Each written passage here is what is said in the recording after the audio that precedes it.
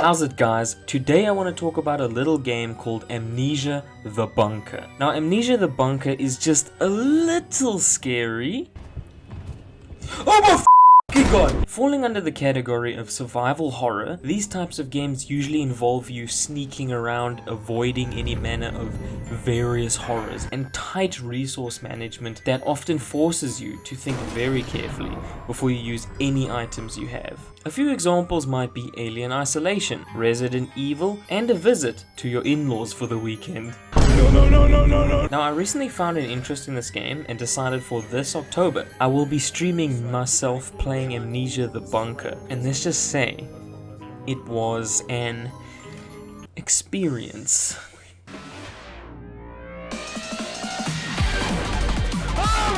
What a dial. He's coming. Get out of here, boy. He's right behind me. Hey, dude, what's up, man? Fuck you, Charlotte Boss. Throws a teddy bear. Yeah. Fuck. Hey guys, Editing Vince here. I got a horrible idea for anyone who's up for it. Take a shot every time I say the word bunker. So Amnesia the Bunker looks very simple from the outside. You have amnesia and are in a bunker. Alright, here we are. We seem to have amnesia, and by the looks of it, we're in a bunker. Shit, dude, I think we're playing Amnesia the Bunker. But what makes this game so fun to me is all the various things I'll be explaining to you now. To sum up the intro, we wake up in an empty and dark bunker and eventually find another fellow soldier who isn't in the best state. He immediately makes it clear that you are not alone and something very terrible is hunting everyone it can. Thought I was the last one. Trapped down here. Rat fucking officers ran and blew the exit behind them.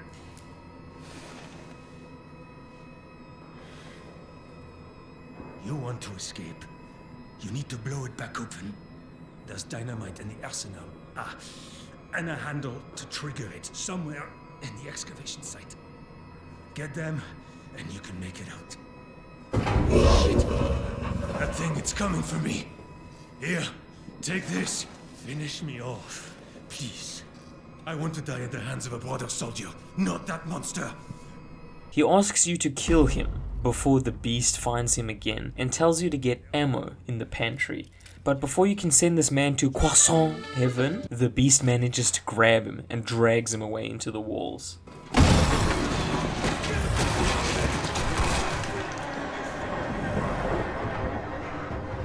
I don't want to do this no more. After witnessing that, we quickly get told how to sprint and make it to the safe room.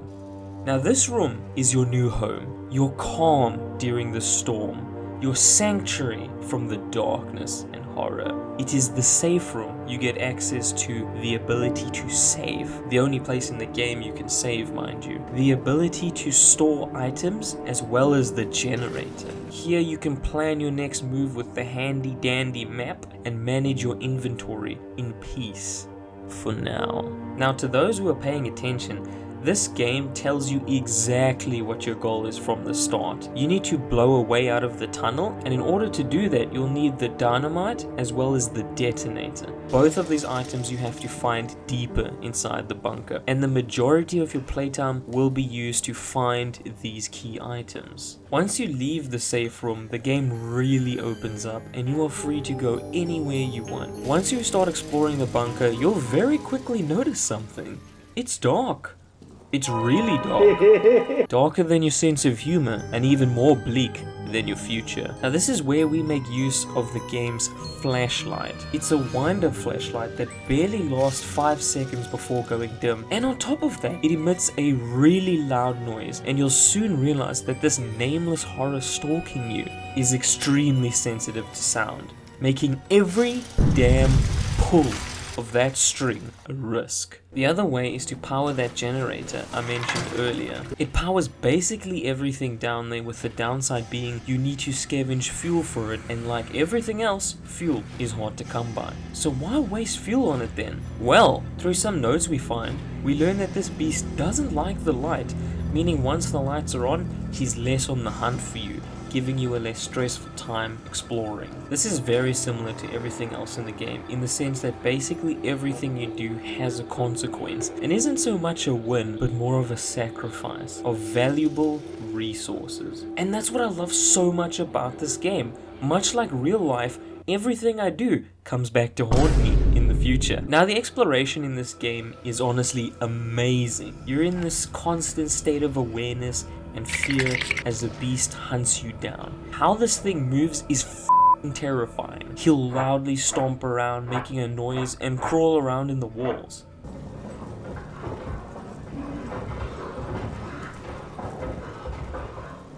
He's in the walls.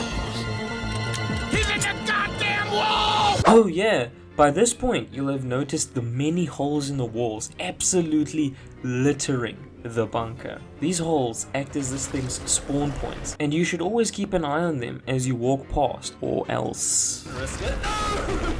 You know that feeling you get when your feet are exposed while laying in bed and that demon under the bed is gonna grab your tootsies? Yeah, that monster thrives on that feeling. Oh, to anyone who took up that challenge I mentioned earlier, bunker, bunker, bunker. Anyways, back on topic. This game really nails that feeling of scavenging for resources and solving problems / obstacles to progress the game. There's nothing like finding that key item you really need when hope seems lost, or finding a stash full of grenades that can really turn the tide for you. Speaking of grenades, Think fast, chuckle nuts! this game isn't one of those walking simulator games where you're basically helpless and only have the option to hide. No. In this game, you are given so many options on how to defend yourself. As in this game, we get one of the best feeling guns in a horror game I have ever seen in a long time. Hey, I got a Glock in my Rari. Hey, 17 shots, no 38. This revolver you get is amazing. If you have the ammo for it, 3 shots will send the beast into retreat. Not to mention, later in the game, you can get your hands on a shotgun, which is also really beefy, turning the hunted into the hunter.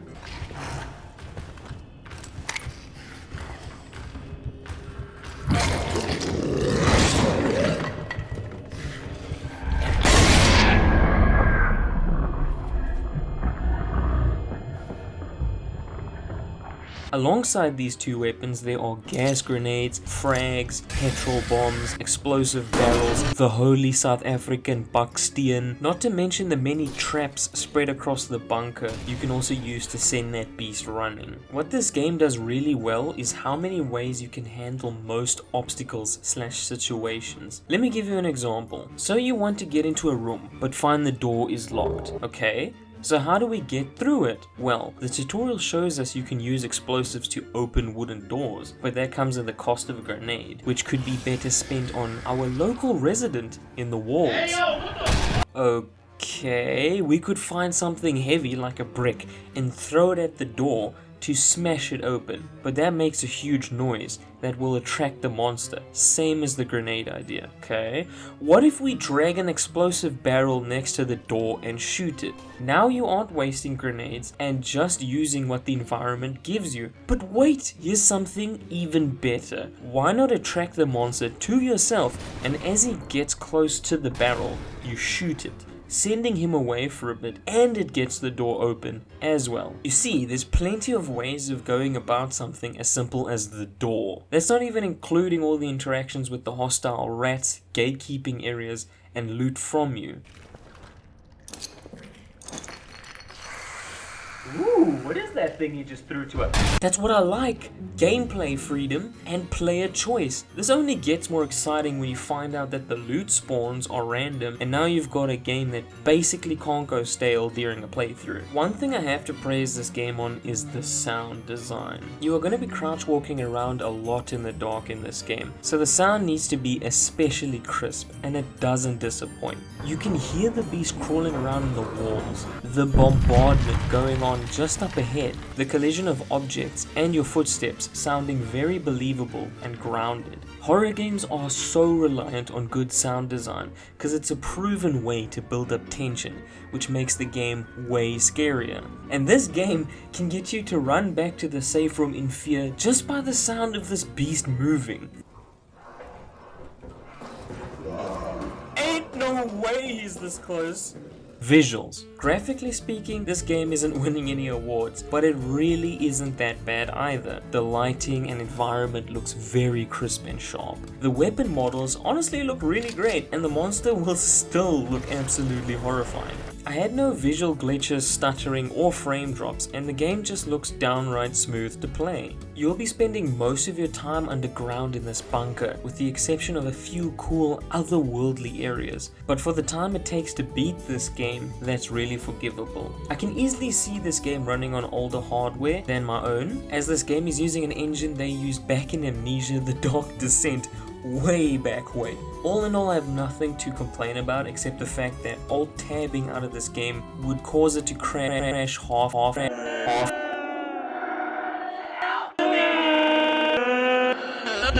the time, which was pretty annoying. All in all, this game is absolutely terrifying, and I think it's pretty neat. There's a light story, a few secrets, some very solid gameplay, and I think you should all give it a try. And feel free to tell me how you found this game if you've already played this masterpiece in the horror niche. Feel free to check out my streams on this game, or go ahead and watch whatever you like on my channel. You might be wondering what exactly I do on this channel, and to be honest, I'm still figuring that part out. To returning viewers, this is all normal, and I vibe with that. So if you want to stick around for the ride and see what garbage I churn out next, feel free to subscribe, and I will see you next time. But before I go, do you need help in the dating scene?